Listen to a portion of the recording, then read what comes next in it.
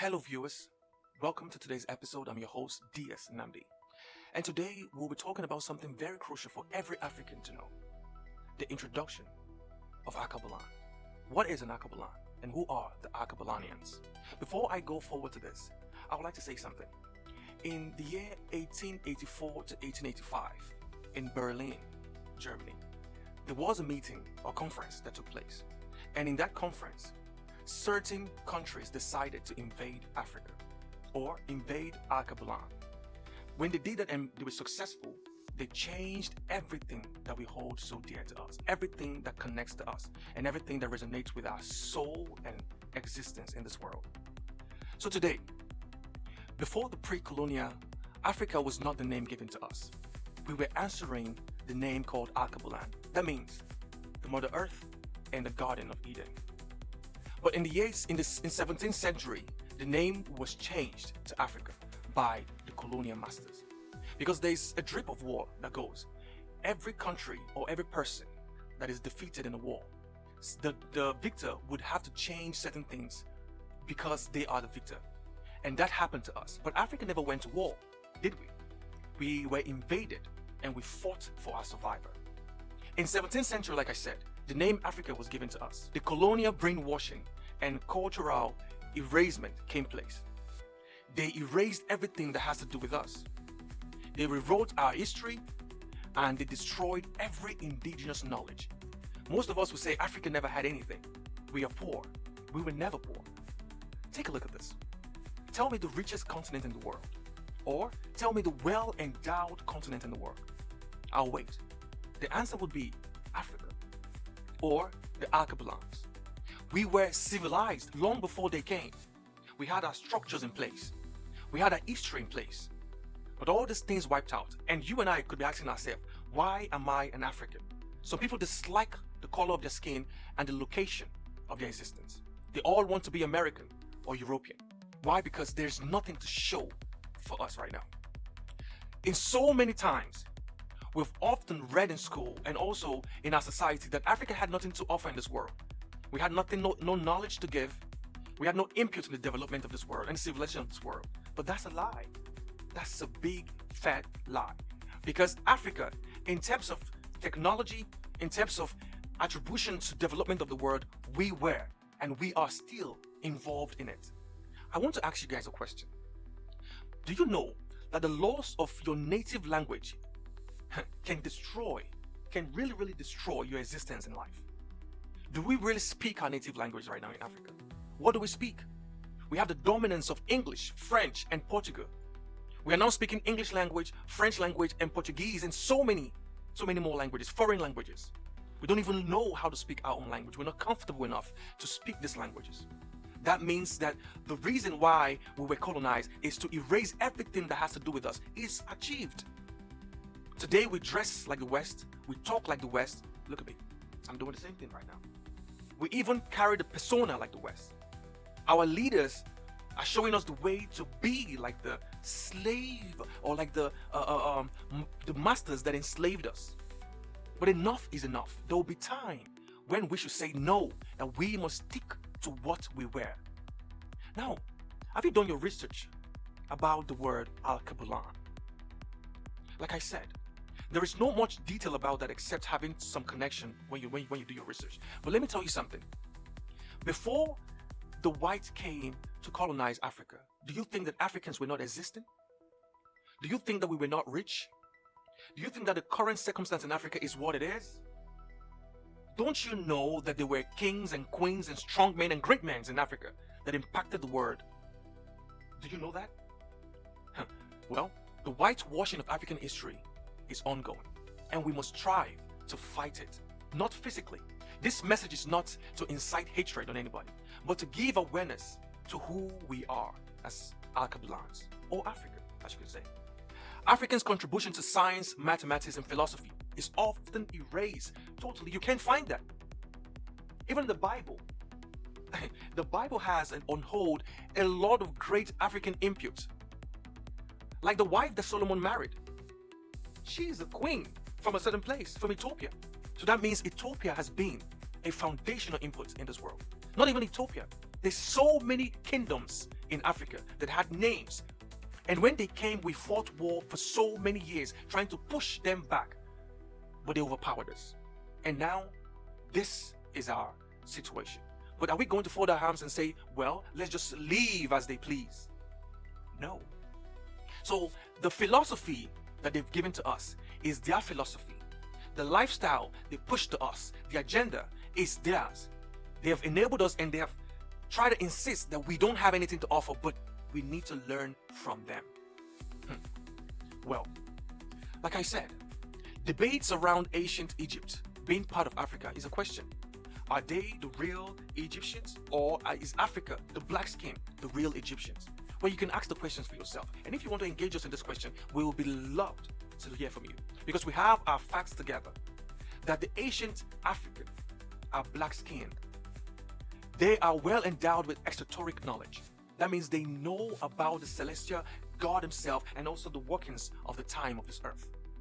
And in our DNA, in our mind, we know that there's something great in us. Every African should hold their head high, wherever they are. And as we're saying this, we go down towards the impact that Africa really have to offer. For instance, sexuality and identity. Well, you would say that homosexuality is arising around the world, and everybody needs to have the freedom of expression. Be you, do you. Love whoever you want. It's a free world, this and that. Yeah, that's good. But there's something that has been there in certain places. Africa, we're never known to be homosexual. I'm not shading anybody. You have your life to live. You can do whatever you want. But as long as Africa, the bloodline is still valid, Africa have no connection whatsoever with homosexuality. Homosexuality is a culture of a certain people. And by the way, it arises from Greek and Roman gods. Do you know that? The Greek and Roman gods are all depicted as homosexual. For instance, Zeus. Yes, Zeus. Apollo and Poseidon. All these great gods of the Greeks, they had their male lovers associated with them, even when they took pictures or when they took, frames of them. And they gave us this lifestyle. They gave us this ways of life, that this is the way humankind should live. A man marrying a man, a woman marrying a woman, or having sexual intercourse with a woman. And that is not the foundation of us, of Africans.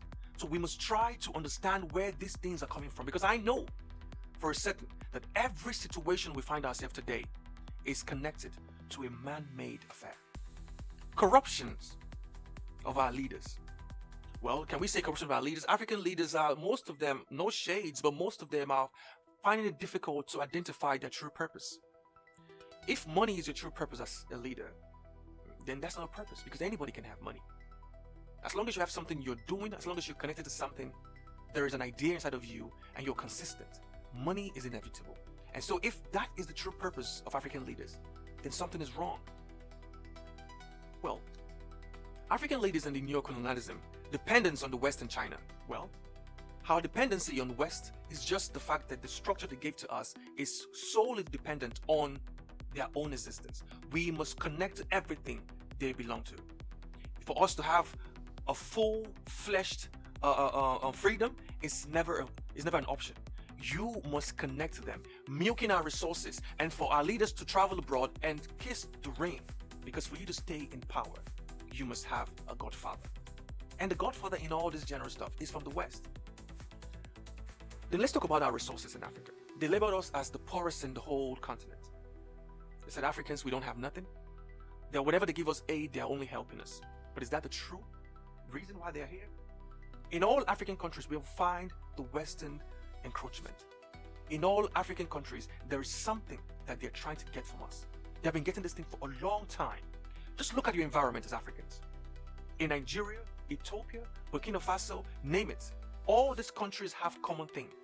We are all, except Ethiopia, we're all enslaved, and we are still indirectly giving our masters everything they snap their fingers off. And that is leaving us without anything. They are taking our resources out there. Our manpower is going out there.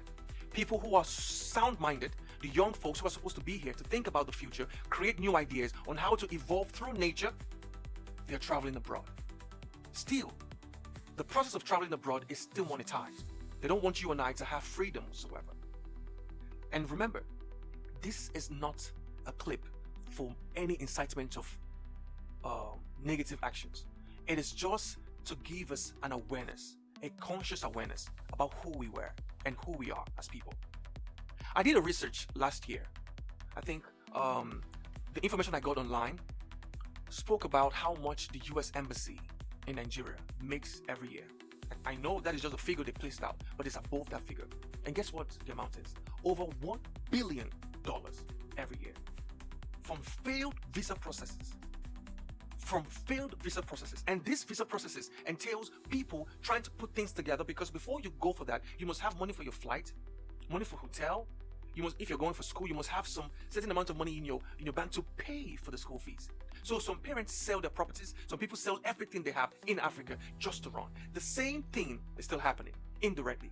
We are leaving our soil, we are leaving this continent, running to the Western world that are so interested in that they're supposed to make you the richest in the world. The resources we have in Africa is big enough, deep enough to enrich every single African. That is the goal. We need to start looking into a total freedom. And that can start when we know about our past. Because there's no future if the past is erased. Because when the past is erased, or when your history is erased, whatever that is given to you, you will believe it. That is the situation of Africans. Now, they've left us barren. We have nothing to show. Our resources is not us. The government is not fighting for us. It's fighting for their pockets and their masters. The same masters that enslaved us. For how long are we going to stand and fold our arms? For how long are we going to allow these structures they put in place? The governmental structure, educational structure, religious structure, every structure in place in Africa is created by them. They are the original creation or creator of all the structure. And guess what? Let me ask you a question. If you create a structure, would you make it to speak against you or for you? That's the question. Yes, definitely. It's going to speak for you. The whole structure they created is speaking for them, making them to be in the top pinnacle of the world. In the human race, when you label them, Africa is in the down portion. Why the Caucasian race, the white man, is up there in the ladder? Because all the structures, after the war, after the enslavement, they recreated history. Now, in conclusion, what are the effects of these changes in our lives? Number one, we all know the situation right now of mass migration, the Japa syndrome. Everybody wants to leave. When everybody leaves, who is going to make this continent and country work? The sound minds, the young minds are trying to leave. Intense poverty. Why is there poverty in Africa so much? Have you ever asked yourself that? What is that one thing that generates wealth for every person? It's the natural resources, the human capital. Africa is one of the continents that holds these two in the high esteem. We have both of them. We have enormous natural resources, and we have powerful, well-focused, strong-minded people. But everybody, most persons in Africa today, don't even love the fact that they are black. We have now the effect of that enslavement, the lack of self-awareness. Well, the black Americans will say, I am not an African. I've heard so many people say that. I am not an African. Don't call me an African. I'm a black American. I'm like, oh yeah, well done, clap for yourself. Well, go change your skin color. Because as long as you're black, then you're black. There's nothing you can do about it. And it's a high time for you to start knowing yourself, who you truly are. Because the more you reject your true nature, the more you're enslaving yourself indirectly. Your history points right here. Most of you came from West Africa. So it's better the high time you find your history, connect your history, for you to know who you really are. Because, you see, I have this idea that Africa cannot be where they need to be if we still have this disconnection, individual disconnection, collective disconnections. As long as we are disconnected from wherever we are in the world, we cannot become the Alkebulanians that we used to be. So my people, let's connect to our true root.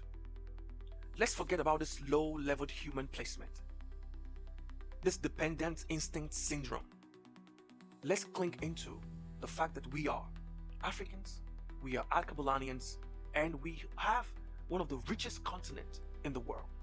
So the question is, what will you do about this information?